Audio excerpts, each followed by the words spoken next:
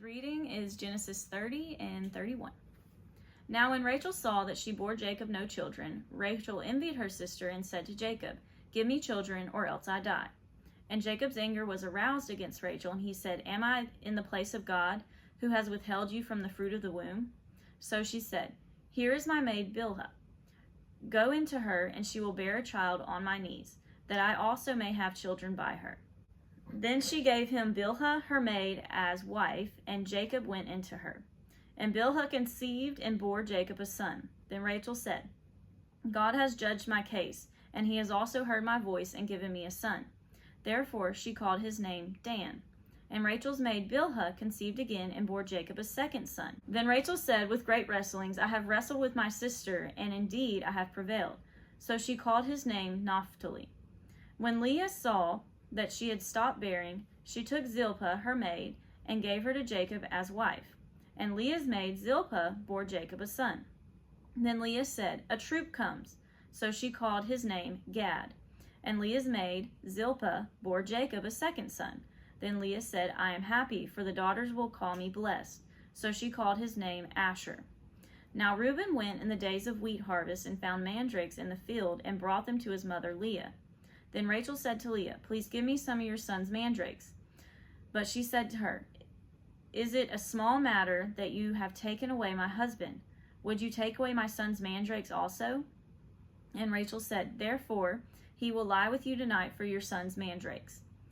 When Jacob came out of the field in the evening, Leah went out to meet him and said, "You must come in to me, for I have surely hired you with my son's mandrakes." And he lay with her that night. And God listened to Leah, and she conceived and bore Jacob a fifth son. Leah said, "God has given me wages, because I have given my maid to my husband." So she called his name Issachar. Then Leah conceived again and bore Jacob a sixth son. And Leah said, "God has endowed me with a good endowment. Now my husband will dwell with me, because I have borne him 6 sons. So she called his name Zebulun. Afterward she bore a daughter and called her name Dinah. Then God remembered Rachel, and God listened to her and opened her womb. And she conceived and bore a son and said, "God has taken away my reproach." So she called his name Joseph and said, "The Lord shall add to me another son." Jacob's agreement with Laban.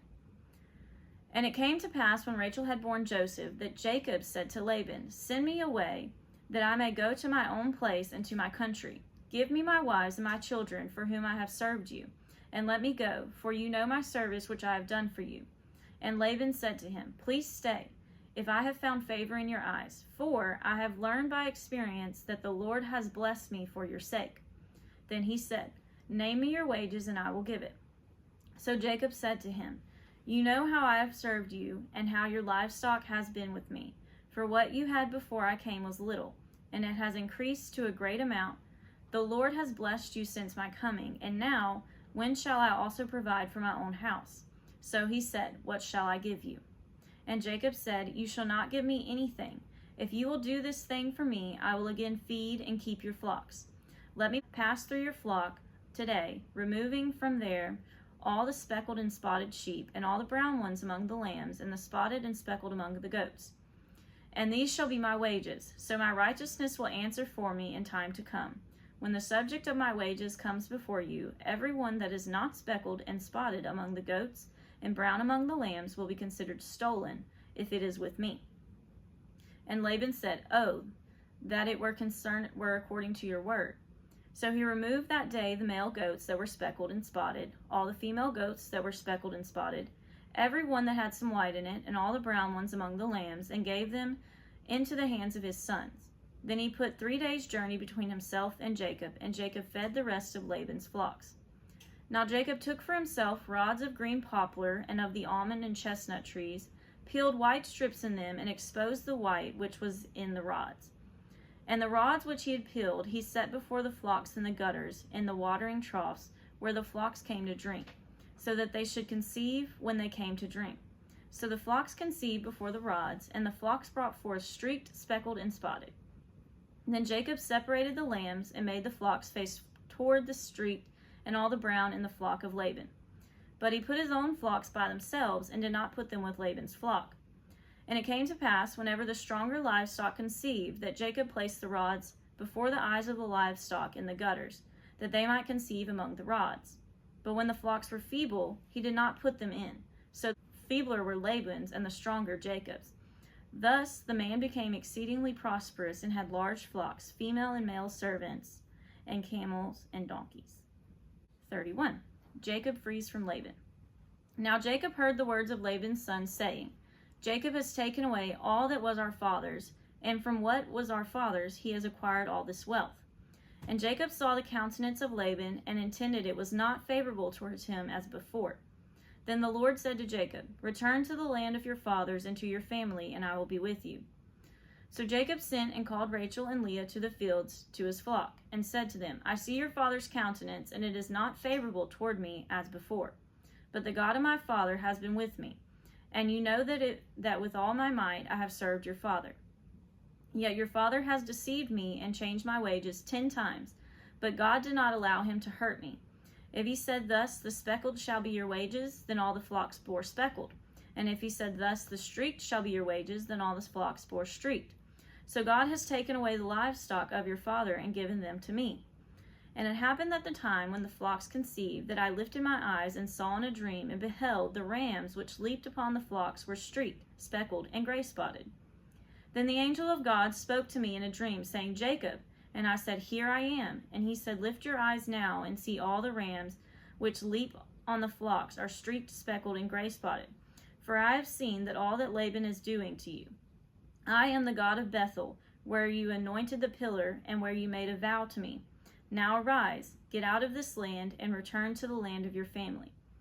Then Rachel and Leah answered and said to him, Is there still any portion or inheritance for us in our father's house? Are we not considered strangers by him?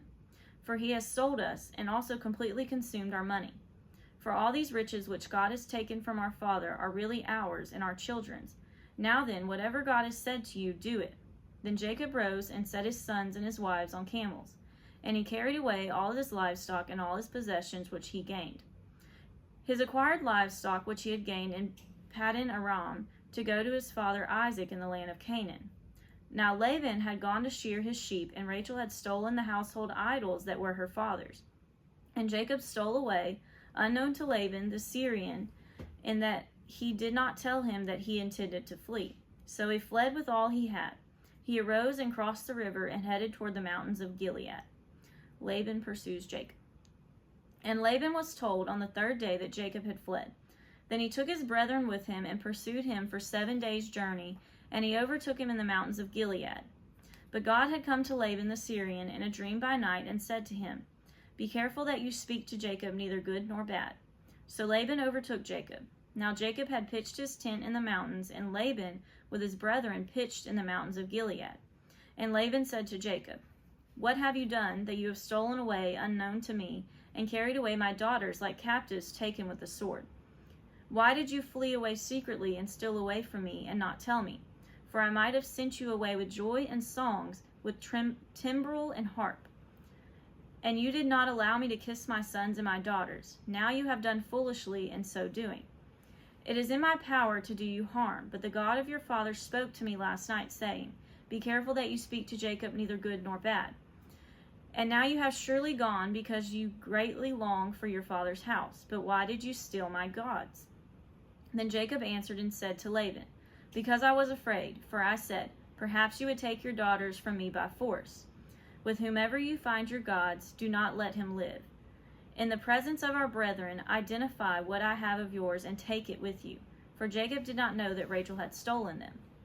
And Laban went into Jacob's tent, into Leah's tent, and into the 2 maids' tent, but he did not find them.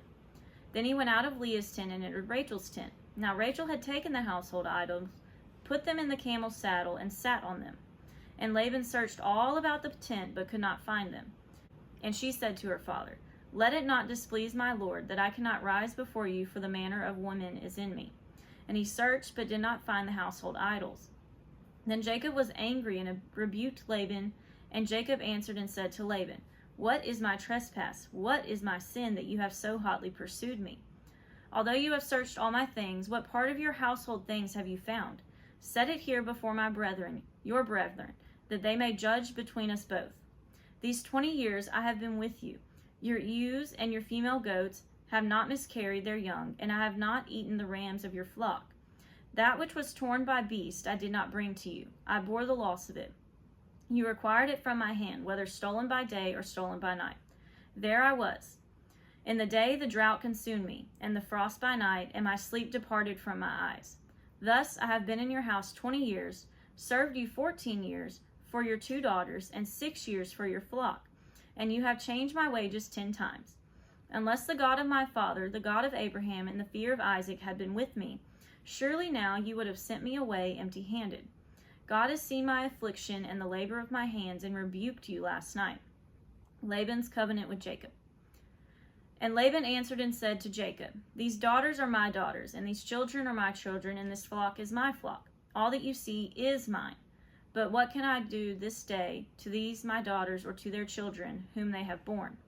Now therefore, come, let us make a covenant, you and I, and let it be a witness between you and me. So Jacob took a stone and set it up as a pillar.